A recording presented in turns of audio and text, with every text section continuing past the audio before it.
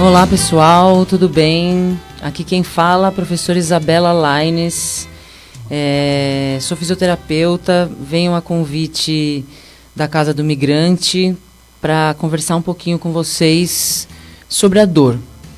Então, meu tema principal de estudo no meu dia a dia, eu enquanto fisioterapeuta, é a dor e a fisiopatologia da dor.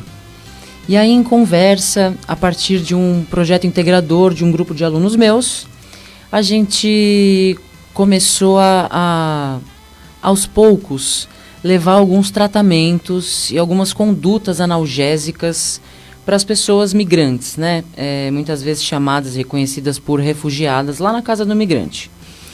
E a gente percebeu grande melhora e grande empolgação das pessoas a partir desse projeto.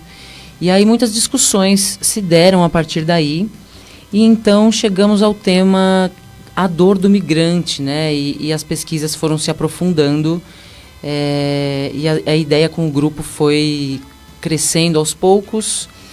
E então esse grupo me convidou para vir aqui, para a gente conversar um pouquinho sobre então a dor do migrante, né? E a relação com as terapias integrativas. Eu vou começar com uma leitura para facilitar esse monólogo, ou você que fala comigo, esse diálogo, para a gente entender um pouquinho do que seria falar sobre uma dor tão profunda que é a dor do ganhar algo todo novo, no qual ainda não se tem segurança, confiança, ao mesmo tempo que se perde um todo conhecido. Né? Então, a pessoa que precisa migrar para não morrer, ela vai viver um luto constante, um luto crônico. E isso pode desencadear várias outras situações na saúde dessas pessoas, principalmente, então, na saúde mental. Mas, para isso, é importante que a gente faça uma pequena separação entre o corpo biológico e o corpo cultural, né? Então, as nossas dores, elas são vistas muito analisadas, né, muito do ponto de vista biológico. Então, que remédio que eu tomo para tal dor? Como é? Essa dor é psicológica ou essa dor é física? Que dor é essa, né? Não tem dor porque está dormente. Como é isso? Como é esse processo do sentir dor? Primeiro, que a dor ela é sentida, né? Ela é física. Então, a gente não consegue separar o que é uma dor emocional de uma dor física. É tudo emocional e físico, físico e emocional. Então, a dor física vai ser modulada pelas minhas emoções e as minhas emoções vão ser moduladas também pelo meu estado físico, biológico. Só que tudo isso dentro de uma cultura, né, imerso num ambiente com possibilidade de comunicação e possibilidade imagética, né, de criar pensamentos, de associar imagens que são comuns no seu dia a dia.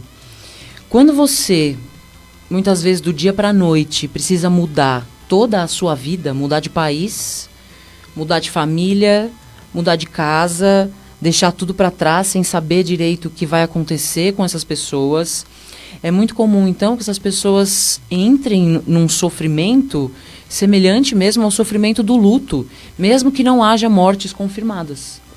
Então, essas pessoas precisam de um acolhimento mais completo possível, para que elas se sintam realmente acolhidas e possam recomeçar suas vidas, sem necessariamente carregar a dor do luto que não pôde ser sofrida. Vou fazer essa leitura, então, para a gente, para facilitar aí, né, essa conversa. Então, uma leitura do livro O Corpo, da Christine Greiner. Ela é professora livre-docente da PUC, para quem se interessar. Para quem estuda o corpo e, especificamente, o corpo em movimento, a etiologia traz uma grande colaboração. Então, a etiologia aí como o estudo do termo, da palavra, né? Para analisar o comportamento animal, não se pode contar com o testemunho verbal dos diferentes animais. Esta impossibilidade leva o cientista necessariamente a observar o comportamento a partir das ações corporais, das relações entre corpo e ambiente, dos diferentes níveis de consciência, da intencionalidade expressa através do movimento e da maneira como os universos simbólicos se organizam na ação. Então, quando uma pessoa está obrigada a realmente mudar de espaço, de país, de cidade e busca acolhimento em outra região e nesse processo lida com a morte em todos os caminhos até chegar num ponto de conforto, essa pessoa vai se desprender basicamente, inclusive, de sua língua falada. Porque provavelmente essa língua falada nesse novo país não será uma língua acolhida com facilidade. Então, quando a pessoa perde capacidade de comunicação, é preciso que as outras pessoas ao redor estejam atentas para a comunicação corporal dessa outra pessoa, para a postura corporal, para como se posiciona esse ser humano que precisou sair dali para não morrer. Então, é só vir aqui e trazer a massagem para as pessoas, né, como uma terapia integrativa vamos lá então levar a massagem para essas pessoas como uma forma de acolhimento. Então, primeiro precisamos conhecer as necessidades dessas pessoas, né? Que foi parte do que o grupo veio buscar.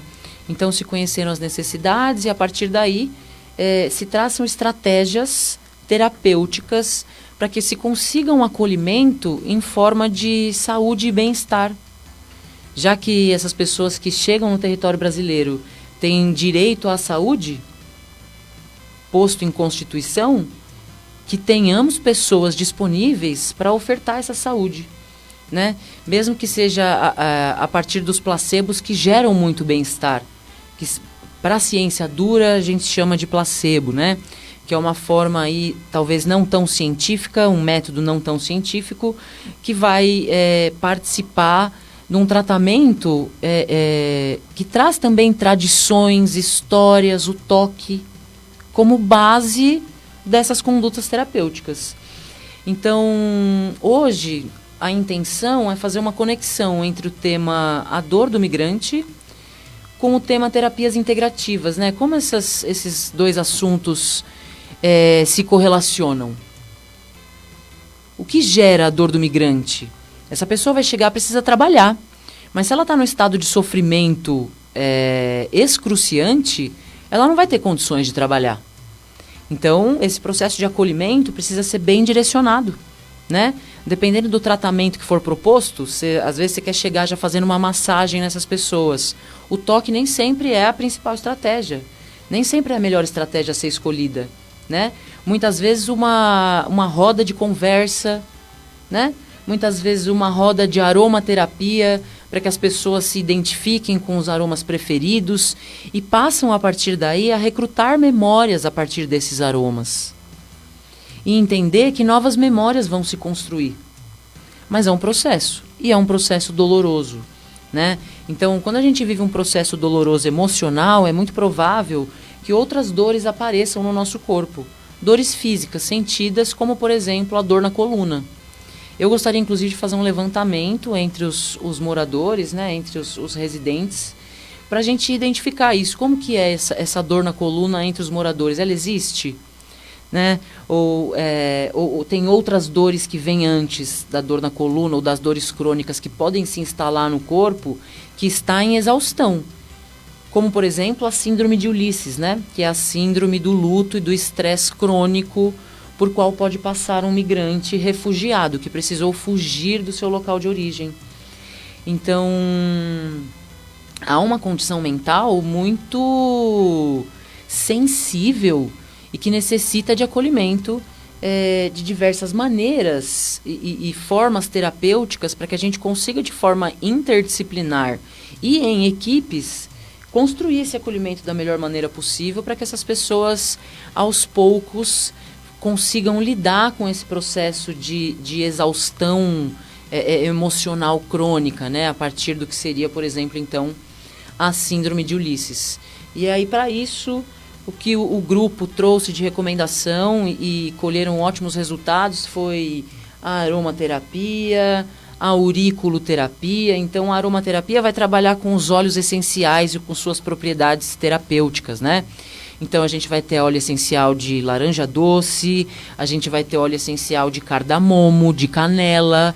Então são aromas reconhecidos mundialmente. Canela, por exemplo. A canela é reconhecida mundialmente, né? Então, muitas vezes é um lugar de voltar um pouco para casa, de reviver o meu sistema sensório-motor para que eu possa me integrar novamente a um ambiente, né? Um novo ambiente a partir daqui.